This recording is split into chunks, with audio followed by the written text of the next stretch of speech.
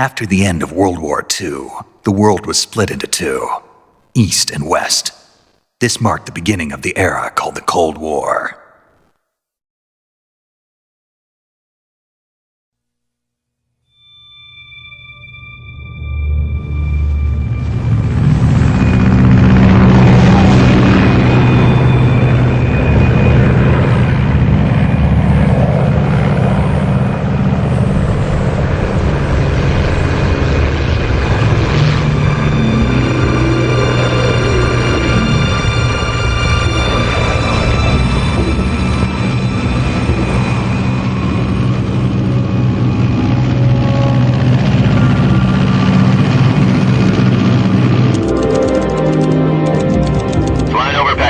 Altitude 30,000 feet.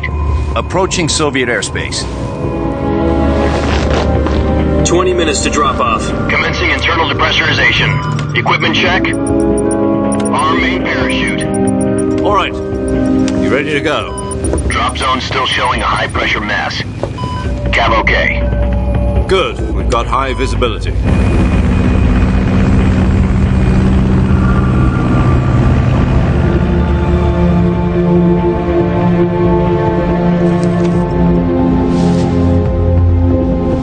Put out that cigar. Connecting oxygen hose to interior connector. Put on your mask.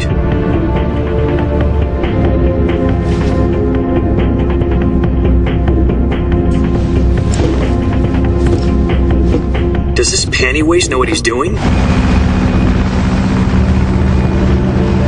Approaching release point. 10 minutes to drop off. Hey, are you deaf? He said put out the cigar and put on your mask.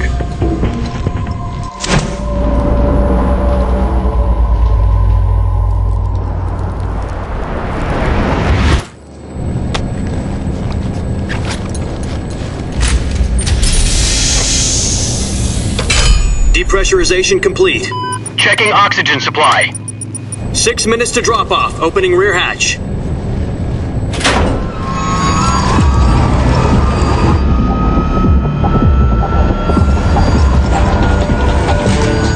Sunrise.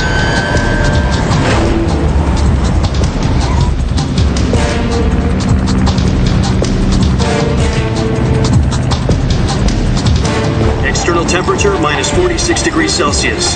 2 minutes to drop off. Stand up. You'll be falling at 130 miles per hour. Try not to get frostbite from the wind chill. 1 minute to drop off. Move to the rear. Activate the air bottle. This is one for the history books. The world's first halo jump. 10 seconds to drop off. Stand by. Status okay. All green. Prepare for drop off. Countdown. 5, 4, 3, 2, 1. Spread your wings And fly. God be with you.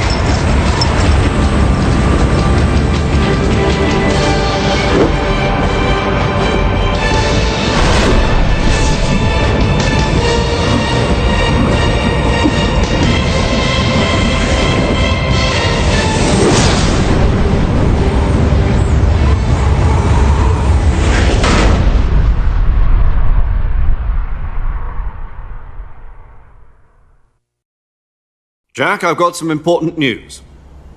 The head of the CIA has finally given us the green light for the virtuous mission. Virtual mission? No, the virtuous mission. The future of our Fox unit depends on it. If it succeeds, we'll be officially organized into a unit. Virtuous mission? Sounds like some kind of initiation ritual. You know, don't get cocky. This isn't a training op. Right. So what exactly is this wonderful mission? Well, about 2 years ago, a certain Soviet scientist requested asylum in the West through one of our moles. His name is Nikolai Stepanovich Sokolov. He's head of the OKB-754 Design Bureau, one of the Soviets' top-secret weapon research facilities, and the East's foremost expert on weapons development. Sokolov? Isn't he that famous rocket scientist? The very same. On April the 12th, 1961, the Soviets achieved the first manned spaceflight in history. The Earth was blue, but there was no God. Well spoken. The rocket that carried Yuri Gagarin into orbit was the A-1, known as the Vostok rocket. Sokolov is said to be the man most responsible for the multi-engine cluster used in that rocket. After Gagarin's flight, Sokolov left rocket development to become the head of the newly established Design Bureau. From a lowly technician to head of a design bureau, that's quite a success story, so why do you want to defect? It seems he'd become afraid of his own creations. Afraid? Call it a crisis of conscience. And for that, he left his country and his family behind and went over the fence? Not exactly. One of his conditions was that his family was also to be taken safely to the west. We used a mole to get the family out first and succeeded in sneaking Sokolov over the Berlin Wall shortly afterwards. I was the one who conducted the operation. The security on the eastern side was still full of holes back then. Then what? We got Sokolov over in one piece, but the whole ordeal had left him exhausted, and we checked him into a hospital in West Berlin. It took him 2 weeks and more than 600 miles to get from the research facility in the Soviet Union to Berlin. He was in no condition to say anything coherent. And it was only a week later that we had something much bigger on our hands. The Cuban Missile Crisis. October the 16th, 1962, President Kennedy received word that the Soviets were in the process of deploying intermediate-range ballistic missiles in Cuba. The President demanded that the Soviets dismantle and remove the missiles. At the same time, he announced a naval blockade to prevent further missile shipments from reaching Cuba. But the Soviets didn't back down, instead placing their armed forces on secondary alert. Soviet transport ships carrying missiles continued on course towards Cuba. US and Soviet forces went on alert for an all-out nuclear war. Frantic negotiations were conducted through the UN's Emergency Security Council and unofficial channels to end the hair-trigger standoff. Finally, on October the 28th, the Soviet Union agreed to remove its missiles from Cuba. And so the world avoided a nuclear holocaust. But in order to get the Soviets to pull their missiles out, we had to make a deal. You mean the one where the US agreed to remove its IRBMs from Turkey? No. The Jupiter IRBMs deployed in Turkey were obsolete, and we were going to get rid of them anyway. They had no strategic value whatsoever to either the US or the Russians. The Turkey deal was a ruse, a cover story that was fed to the other intelligence agencies around the world. So what did the Russians really want? Sokolov. They wanted us to return Sokolov. You mean the Soviets pulled out of Cuba just to get their hands on Sokolov? That's right. What the hell was he working on? At the time, we had no idea.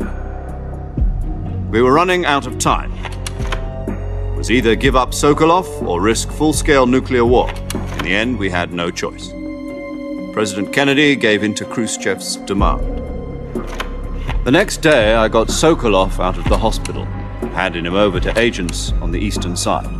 Sokolov kept on screaming, "Save me," until he disappeared from my sight. Then a month ago, we received some new information from one of our moles. About Sokolov? Yes. He was taken back to the research facility and forced to continue working on the weapon in question under KGB supervision. What's more, it's on the verge of completion. So what kind of weapon is it? Something to do with space rockets? No, missiles. Same technology. I guess you're right. We don't know the details, but it appears to be a new kind of nuclear device. For half a year now, the Soviets have been conducting frequent nuclear tests at Semipalatinsk. Something to do with the weapon, I assume. We're talking about a secret weapon so big that Khrushchev was ready to pull out of Cuba to get it back. Is Sokolov still in the facility? No. According to our intelligence, he's in Selinoyarsk, a place in the mountains about 3 miles to the west that's known as the Virgin Cliffs. The Virgin Cliffs. Nice name for a virtuous mission. They moved him there just recently. Why? Apparently, they're conducting a field test of the weapon, but it's our best chance to get him back. This mission would never have been possible if he was still in the research facility. This is our last chance. Sokolov must have known that too when he contacted us.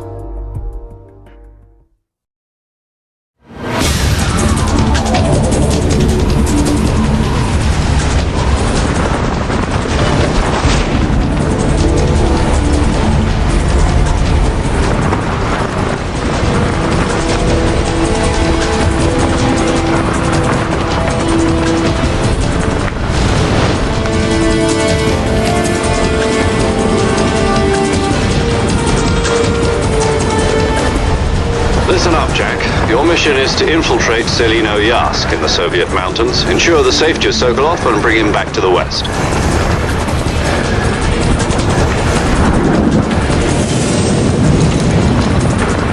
If we don't get Sokolov back before that weapon is complete, we'll be facing a major crisis. The clock is ticking.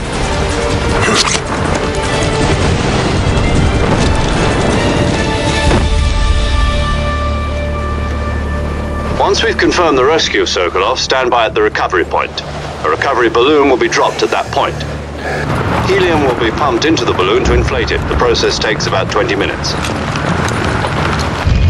Once it's complete, the gunship's arm will latch onto the balloon and pull it up. The Fulton surface-to-air recovery system. I'm familiar with the theory. Take it easy. It's been combat-proven. Do you think Sokolov is up to it? The shock will be less than during a parachute jump, and the arm can handle up to 500 pounds. So you're planning on going over the border in a single combat talon? She's equipped with two 6-barrel 20mm Vulcan cannons, as well as two 40mm machine guns. Sounds like she could hold her own against a battalion of tanks. Even with the fuel in the reserve tank, we're facing a 4-hour time limit.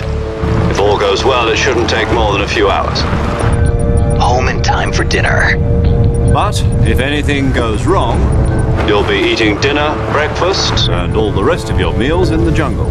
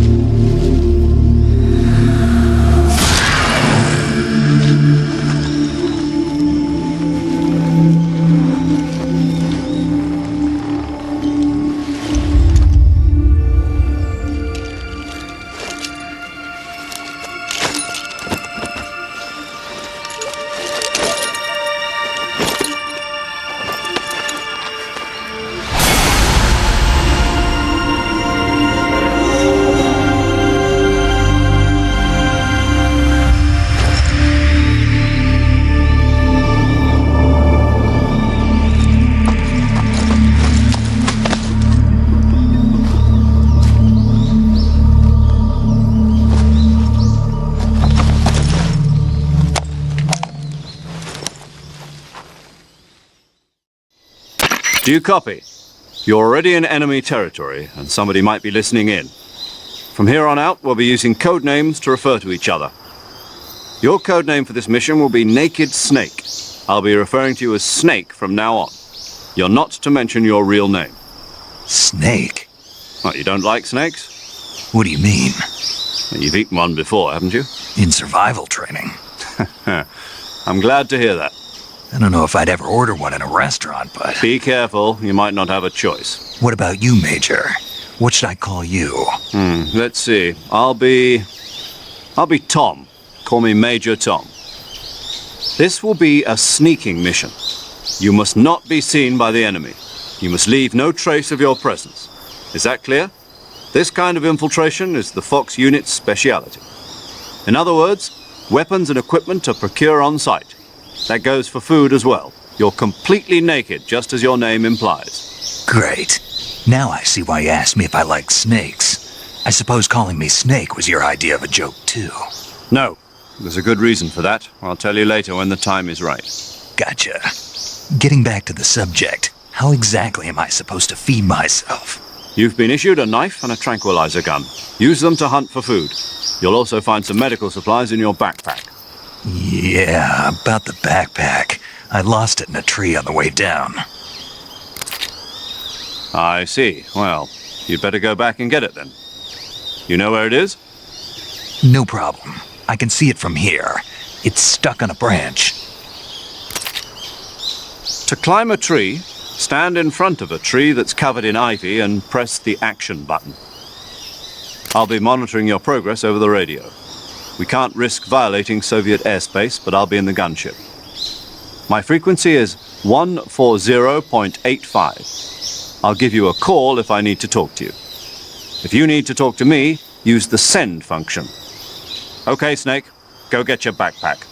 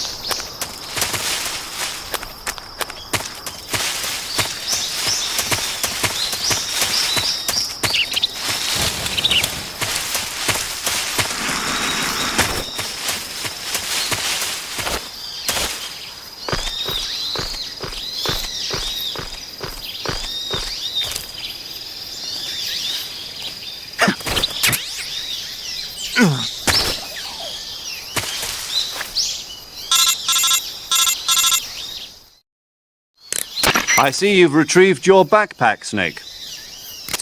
To equip a weapon, it's necessary to take it out of your backpack.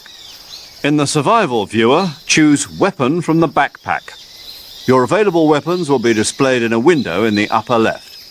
From that list, choose the weapon you want to equip and press the Enter button. For other equipped items, just do the same thing from Item. Got it. Use the survival viewer backpack. Yep, that's right. Survival is fundamental to this mission. After you've been out in the field for a while, your stamina will start to drop. If your stamina gets too low, it'll affect your performance. You won't be able to shoot accurately, for example, and your wounds won't heal as smoothly. Keep an eye on your stamina so you don't run out. To recover lost stamina, you can hunt for local flora and fauna. You can use either your tranquilizer gun or your knife to hunt. My only weapon is a Mark 22 Hush Puppy tranquilizer gun? That's right. It's been fitted with its own suppressor. However, the suppressor will deteriorate every time you fire. Once its durability reaches 0, the noise suppression effect will be gone. So don't get too trigger-happy with it. The suppressor's durability is shown in the icon. Any weapons and equipment beyond what you're carrying now, you'll have to find as you go. I have to find my own weapons and equipment? Whose crazy idea was this anyway? Solo covert actions are standard Fox operating procedure. You can't leave any traces of your presence. No weapons, equipment, footprints, sweat, or bodily waste. The same goes for bullets and cartridges, too. Your presence in enemy territory is already a violation of international conventions of warfare. There aren't supposed to be any American soldiers in Russia. It could spark an international incident. You can't let anyone see you. You can't let the enemy know you're there. This is a stealth mission. You're a ghost, Snake, in every sense of the word. And there'll be no rescue if you're captured. The military and US government will deny any involvement in the affair. Then I'll just have to take care of myself, huh? I'm afraid so. You've been given a fake death pill for that purpose. SIS guidelines stipulate that soldiers on covert ops like this one be issued a potassium cyanide capsule. Tape it to your body so you can take it when you need to. How generous of you. Use it if you're taken prisoner by the enemy. It'll send you into a state of false death for a short time. Fooling them into thinking that I'm really dead. So how do I come back to life? Just take the revival pill. You mean that thing they put in my tooth before the mission? That's the one. But be careful. If you remain in a state of false death for too long, nothing will be able to bring you back. Remember that. I'll keep it in mind. You said this was a solo mission, right? Right. I guess that means I can't count on any reinforcements. Correct. The mission rests entirely in your hands. A real one-man army. Relax. There's a support team ready to back you up over the radio. Who? I'll introduce them to you. This time, survival is of utmost importance. The first member of the support team will be in charge of monitoring your physical condition, acting as a medic, so to speak, as well as recording your mission data. She's a member of Fox as well, and she's here on the gunship with me. She? Hello, Snake. I'm paramedic. Nice to meet you. Paramedic. As in a medic who comes in by parachute. Aren't you going to tell me your real name? Are you going to tell me yours, Mr. Snake? My name, huh? It's John Doe. And they call you Jack for short. You're a regular Captain Nemo. A name means nothing on the battlefield.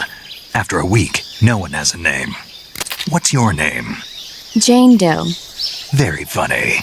I wasn't joking, but I'll tell you my name only if you manage to make it back alive. My frequency is 145.73. She's also in charge of recording your mission data. Whenever you want to save, send a message over the reserved save frequency, 140.96. So saving lets me record my mission data. That's right. It also records the state of your health. Good to know. There's one more person I want to introduce you to, Snake. Huh?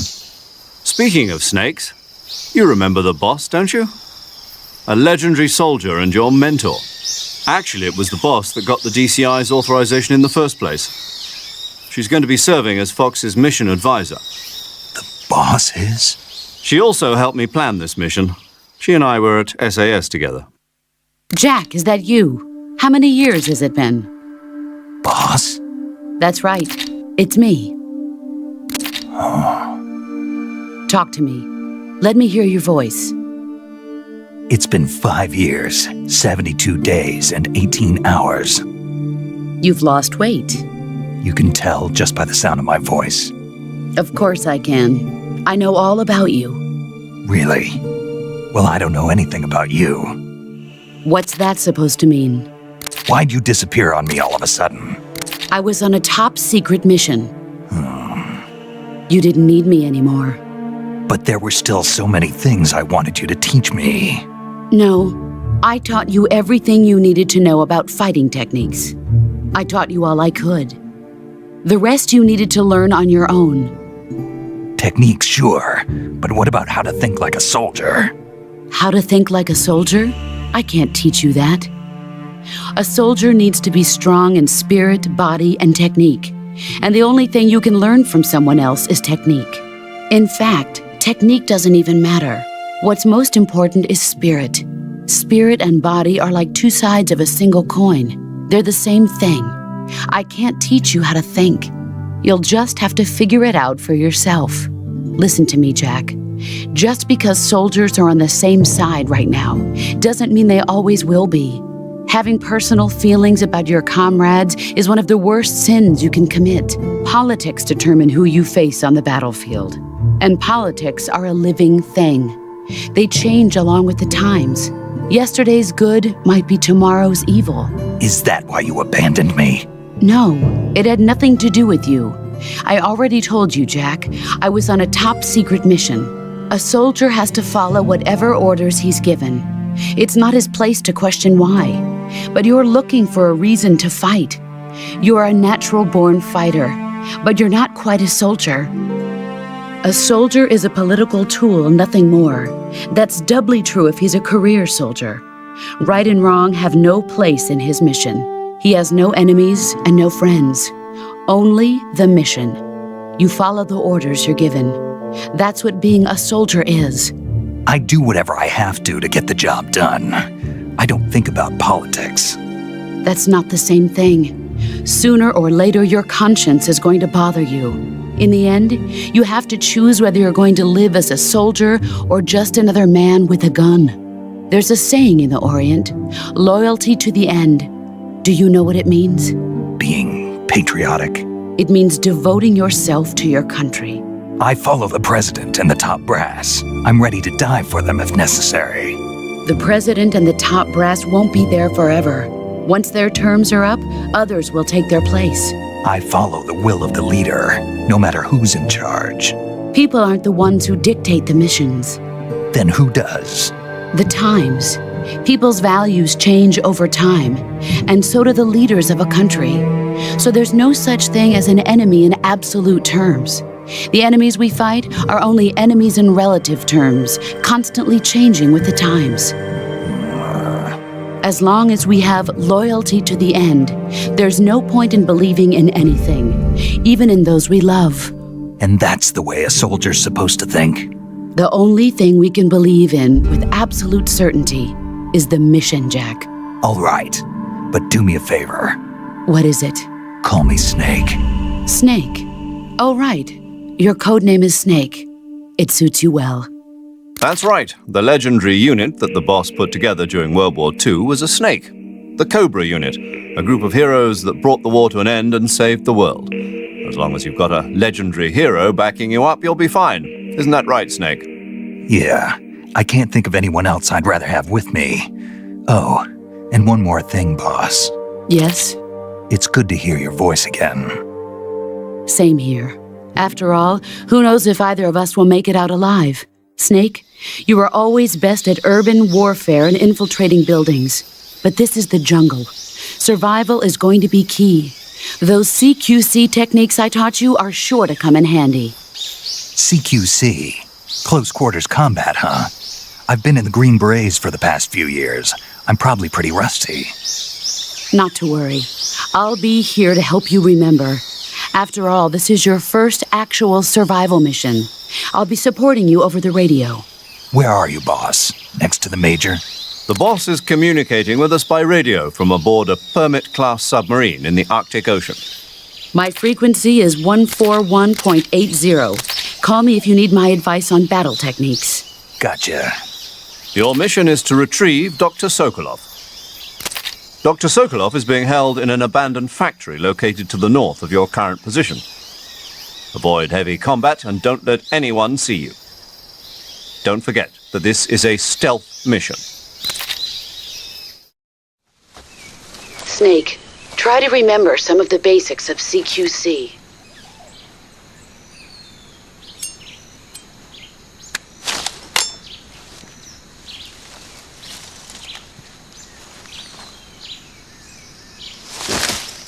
Commencing virtuous mission now.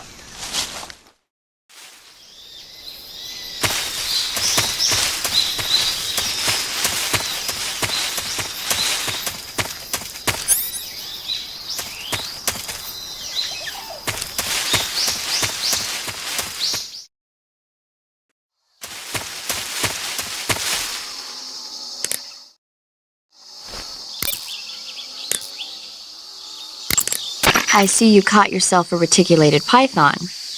The reticulated python is said to be the longest snake in the world. The biggest ones can grow up to 10 meters in length. Although they're not poisonous, they're still very dangerous, so be careful around them. They have a highly ferocious temperament and they can swallow whole, even large animals like deer and pigs. Their most distinguishing feature is the mesh pattern of their scales. This pattern acts as a highly effective natural camouflage. If you think there might be a reticulated python about, pay close attention to your surroundings. Otherwise, you could get bitten before you even know it's there. It's a huge snake, but you should be able to capture it alive by using the tranquilizer gun. I'll bet if you capture one and throw it at an enemy, it'll give him a good scare. Right. But how do they taste? Huh? Do they taste good? You're actually going to eat one. Why else would I be asking? Cannibal. What was that? Nothing. Let's see what the guide says. Ah, you're in luck. It says they taste pretty good. Good. I can hardly wait. Ugh. Camouflage is an indispensable tool when you're sneaking through the jungle. To use camouflage, first press the Start button to go to the Survival viewer. Then select Camouflage and press the Enter button. Select Uniform to select Battle Fatigues, and Face to select Face Paint. Choose battle fatigues that match the surrounding environment. The most effective camouflage is attained by selecting fatigues that blend in with the environment. Camouflage patterns that stand out in your surroundings will attract attention. Saving the game, Snake?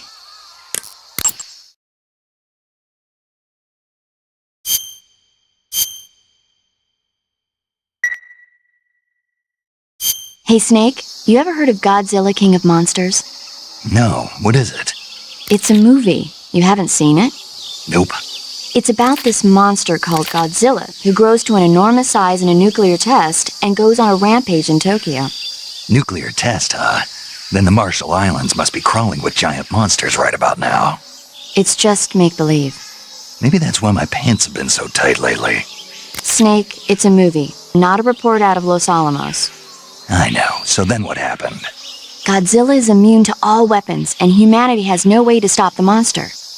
Dr. Shirazawa develops a new type of weapon, but meanwhile, Godzilla is getting closer and closer to Tokyo, obliterating everything in its path. It was originally a Japanese movie, but they made an American version, too. I recommend seeing the original Japanese one if you ever get the chance. It's mostly mindless fun, but it's also got a serious anti-nuke message as well. Where can I see the original? You'll just have to go to Japan. Really? That's too bad.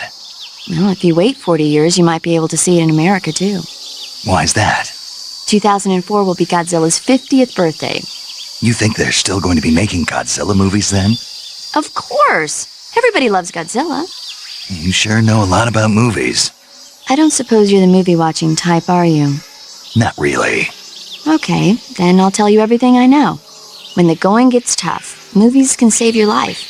It's always good to be able to look at things from a different perspective when you get in a jam.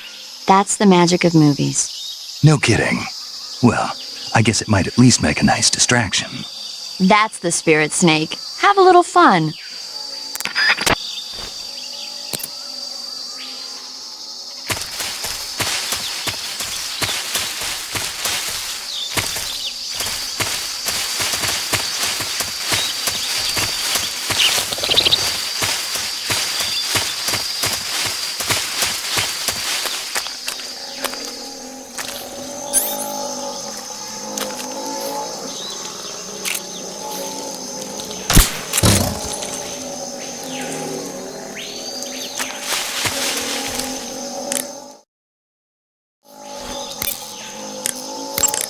I see you caught yourself a reticulated python. The reticulated python is said to be the longest snake in the world. The biggest ones can grow up to 10 meters in length. Although they're not poisonous, they're still very dangerous, so be careful around them. They have a highly ferocious temperament, and they can swallow whole, even large animals like deer and pigs. Their most distinguishing feature is the mesh pattern of their scales. This pattern acts as a highly effective natural camouflage. If you think there might be a reticulated python about, pay close attention to your surroundings. Otherwise, you could get bitten before you even know it's there. It's a huge snake, but you should be able to capture it alive by using the tranquilizer gun. I'll bet if you capture one and throw it at an enemy, it'll give him a good scare. Right. But how do they taste? Huh? Do they taste good? You're actually going to eat one. Why else would I be asking? Cannibal. What was that? Nothing. Let's see what the guide says. Ah, you're in luck. It says they taste pretty good. Good. I can hardly wait. Ugh.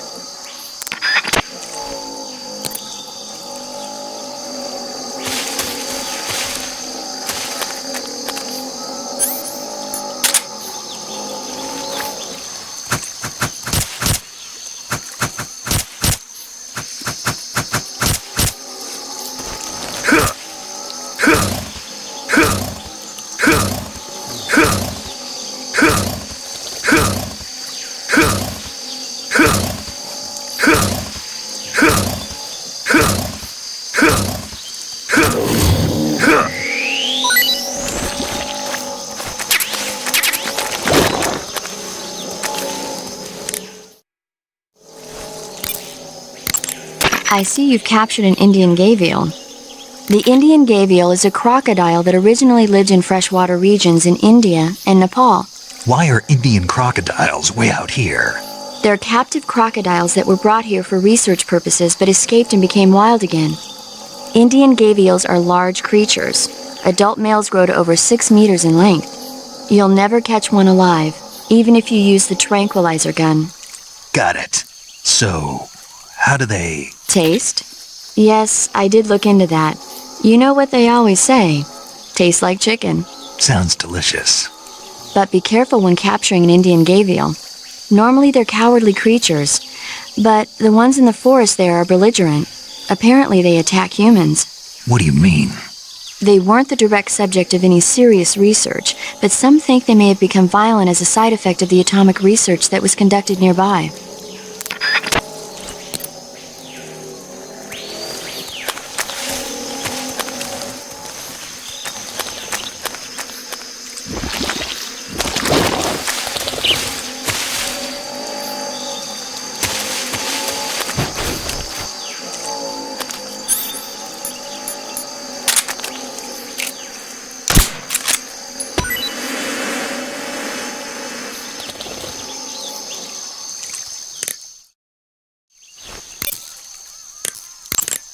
Snake, be careful of that swamp. What's dangerous about it? It's a bottomless swamp. A bottomless swamp?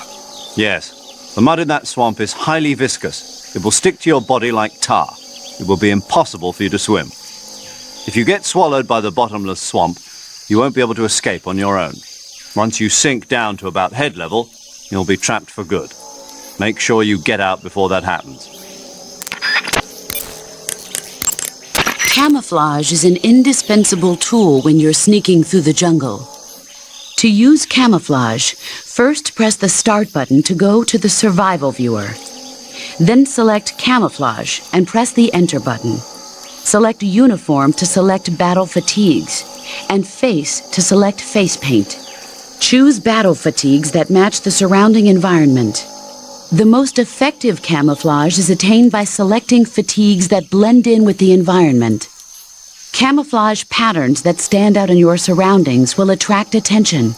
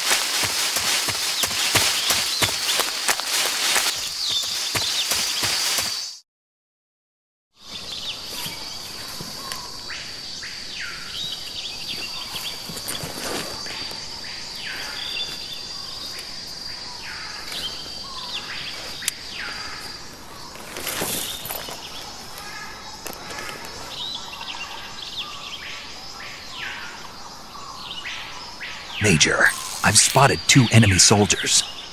They're probably KGB troops sent to guard Sokolov. AK-47s and grenades. Snake, your presence in Soviet territory is already a violation of international law. We can't let the Kremlin find out that the CIA and the American government are involved. Contact with the enemy is strictly prohibited. Don't engage them in battle either. This is a stealth mission. Got that? The Major is right. The point of this mission is to sneak through the jungle without being seen. The success of the mission depends on how well you use your camouflage. Change your camouflage by selecting Camouflage from the Survival Viewer. The Uniform option lets you pick your uniform, while the Face option lets you change your face paint. Choosing camouflage that blends in with your surroundings will help you conceal yourself more effectively. Also, don't forget that anything that moves will stand out in the jungle. If you just stand up and run around like an idiot, you're bound to be spotted. But if you crawl instead, you should be able to sneak by without being noticed. You can see how effective your camouflage is by looking at the camo index. The camo index shows how well your current camouflage blends in with the surrounding area. The higher the value, the harder you are to spot, and vice versa. The key is to make yourself one with nature. Keep that in mind as you go along, okay?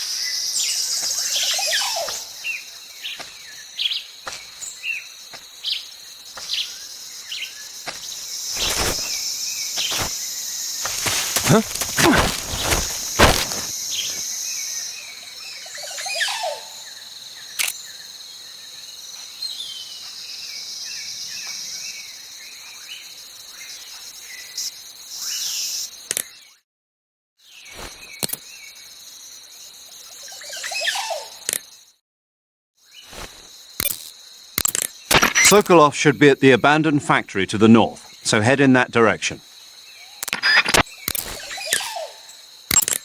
I see you've got yourself a Baltic hornet's nest. Baltic hornets are a variety of hornets that inhabit that area. The difference between them and other hornets is that they produce honey in their nests. Inside the nests are larvae, pupa, and adults. You can eat them all. In particular, the honey you find inside the nest is delicious and full of nutrients. It's easy to digest and helps pep you up when you're feeling tired. In short, it's the perfect survival food. Honey can also be used as a burn ointment. When honey is applied to a burn, it creates a protective coating over the skin. When you knock down a hornet's nest, a burn ointment will appear along with it, so don't forget to pick it up. Of course, the hornets aren't going to give up their nest without a fight. If you knock a nest down, a large swarm of hornets will come flying out, so be careful. Visibility is poor in the jungle, so you'll be finding yourself in a lot of unexpected encounters. Naturally, this means that close quarters combat will be more important than ever. So I'll have plenty of chances to use CQC then. That's right. In proximity encounters, firing a gun isn't necessarily the best response to every situation. It's only one option among many. Rather than taking the time to draw, aim, and fire a gun, engaging your opponent in hand-to-hand combat can sometimes be a faster and more reliable way of subduing him. Besides, in a sneaking mission like this one, it's too dangerous to go around firing your gun. You'll end up revealing yourself to the enemy. Yeah, I know. You created CQC to deal with exactly this type of situation. With your help, of course. In a battle situation, you'll only have a split second to decide how to attack. Use the weapon button to attack using a weapon, and the CQC button to attack using CQC. Press the CQC button once to throw a punch. Pressing it multiple times in succession will allow you to deliver a combo attack. But striking your opponent is just one aspect of CQC. It doesn't really start to shine until you've got your enemy in a hold. Press and hold down the CQC button to grab your opponent with your right hand. From there, you can use the left stick to knock your opponent off balance and throw him to the ground. This can be used to knock an opponent out in a single blow. If you don't press the left stick, grapple with your enemy until you're behind them and can get your knife to their throat. Grabbing an enemy from behind and holding your knife against his throat will render him virtually powerless. From this point, there are several things you can do. By double-clicking the left stick button, you can slit his throat by using your knife. Move the left stick and press the CQC button to throw the enemy to the ground. Tap the CQC button rapidly to choke the enemy. You can use this to knock him out or even kill him if you do it long enough. By continuing to hold down the CQC button, you can move around while keeping your grip on the enemy. By pressing the weapon button, you can aim your currently equipped weapon at another enemy. With their comrade acting as a human shield, the enemy will be reluctant to attack you. Press the left stick button to press your knife against the enemy and demand information. You'll be surprised at how much you can learn this way. But don't get too complacent. While your enemy may be powerless in your grip, he'll use any opportunity he can to counterattack.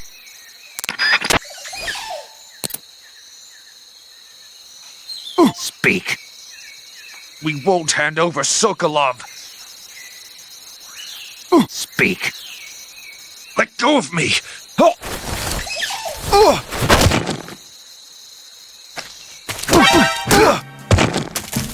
Freeze.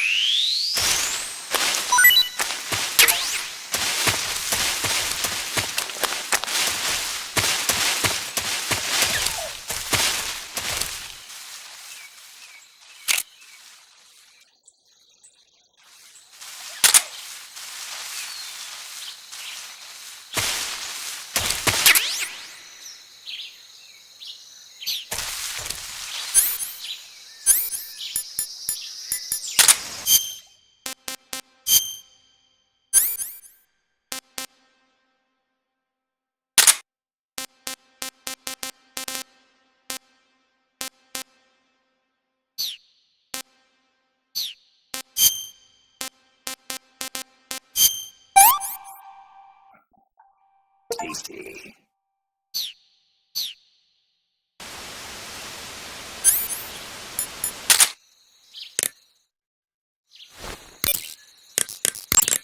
Snake, I recommend against leaving the bodies of your victims lying around. If the enemy spots a fallen comrade, they'll realize that they've been infiltrated and strengthen their guard. When you kill an enemy, hide the body in the grass or at some other location where it won't be spotted. Stand near a fallen enemy and press the weapon button with no weapon equipped to grab the body. Hold the weapon button and move to drag the body. Release the weapon button to put the body down.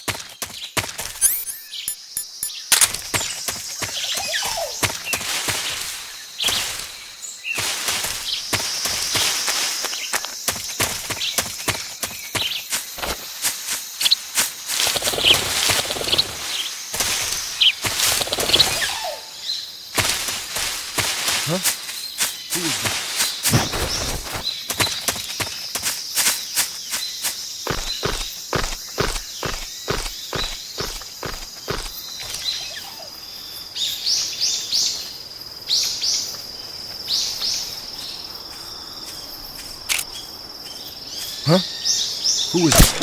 that? Radio, we need backup. Respond. This is HQ.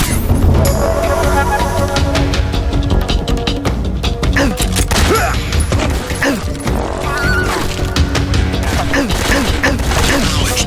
Sending reinforcements.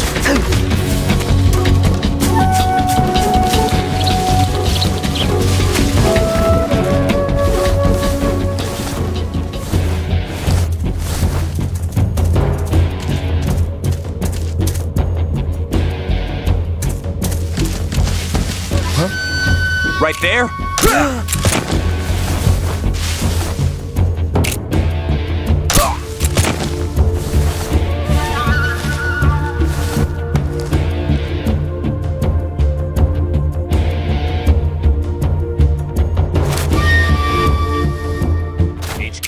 HQ.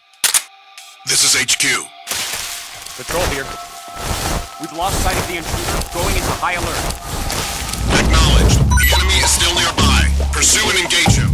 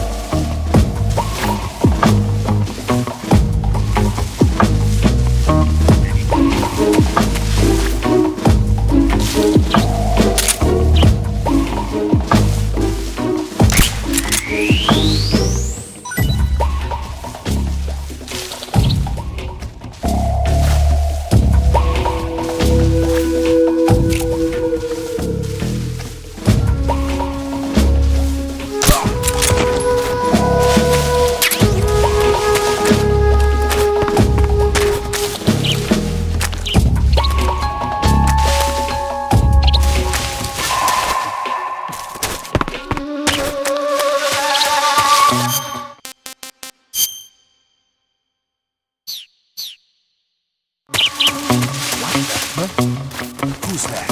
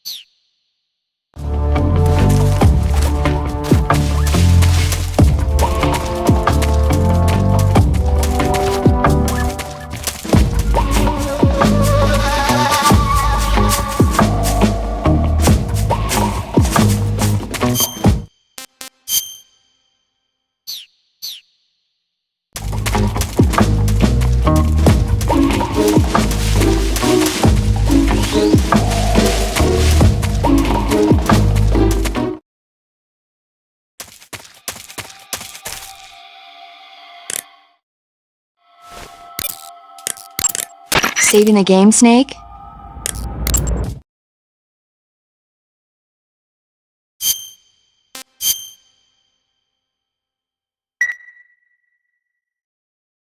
Snake, do you know the creature from the Black Lagoon? Nope, never heard of it. These scientists are investigating a place deep in the Amazon called the Black Lagoon, and they get picked off one after the other by this fishman thing. And there was this scene when the heroine is going for a swim, and the creature sneaks up on her from underwater. Oh, I thought my heart was going to stop.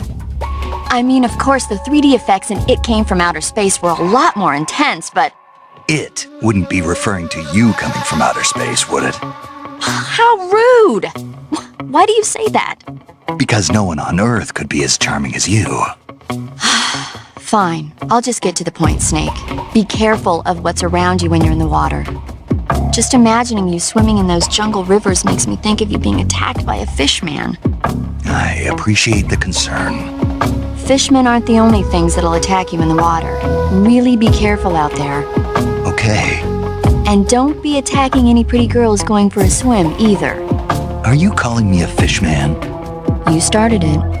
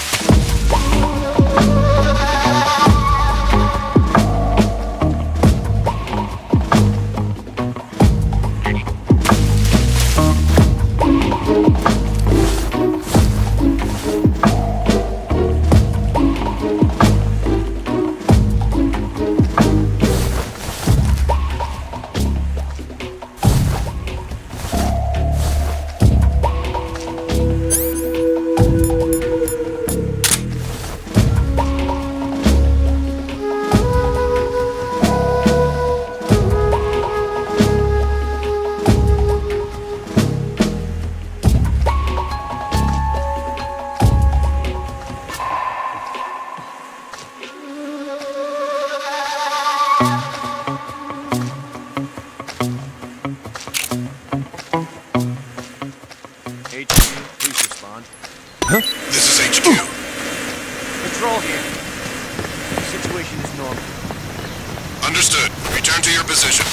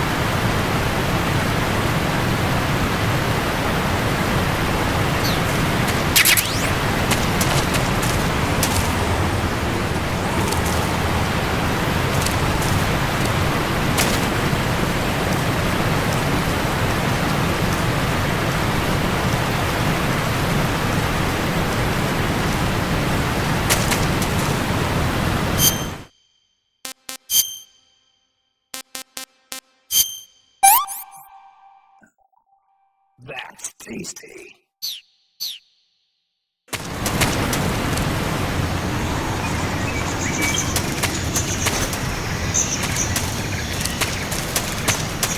Who's that? What's going on? Enemy requesting backup.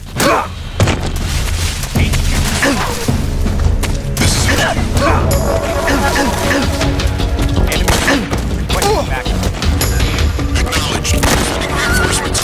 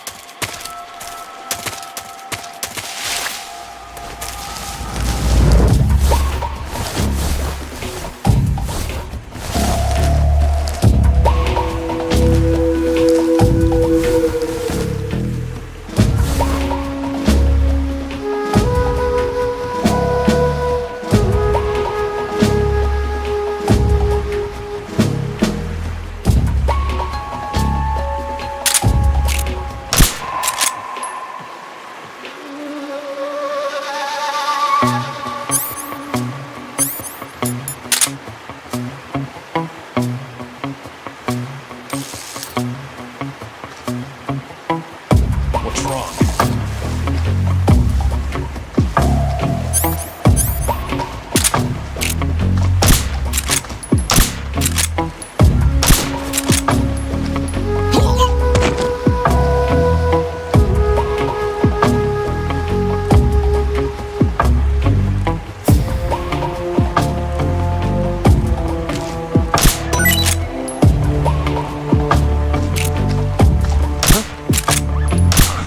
What's wrong? The enemy! He's here!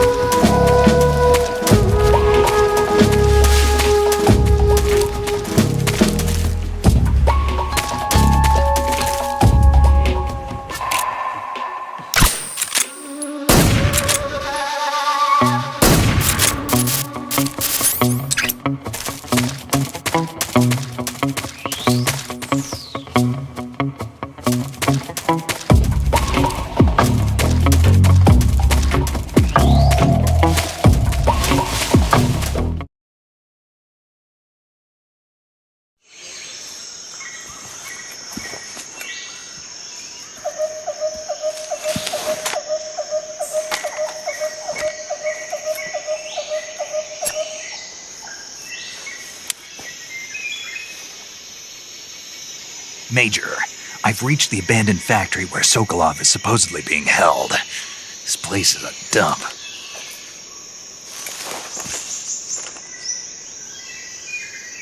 I can't see Sokolov from here. The security is pretty tight.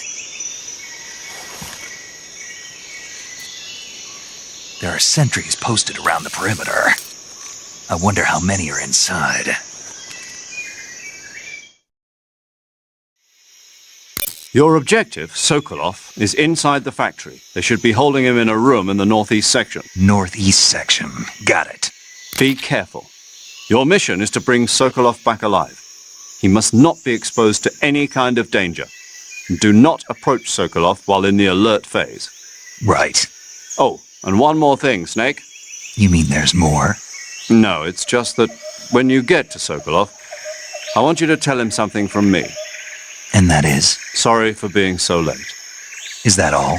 Yes. Understood. Beginning my approach to the target.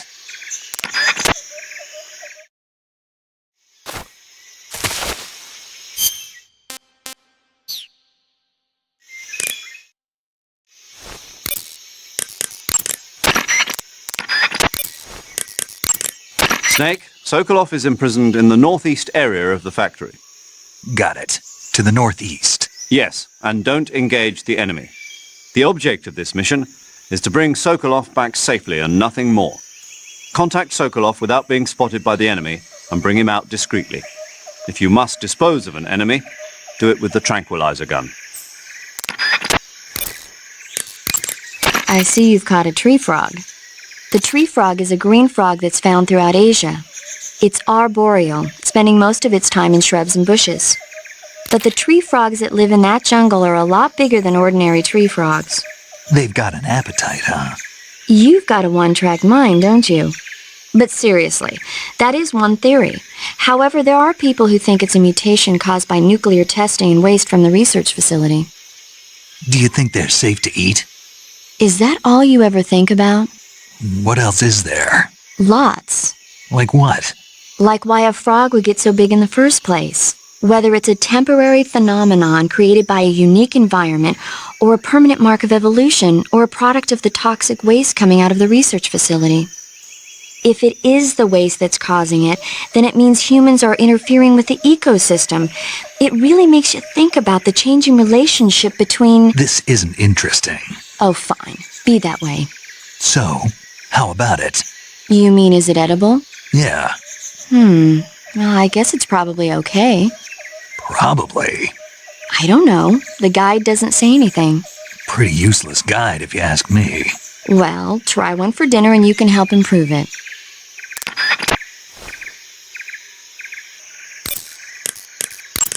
Do you want to save?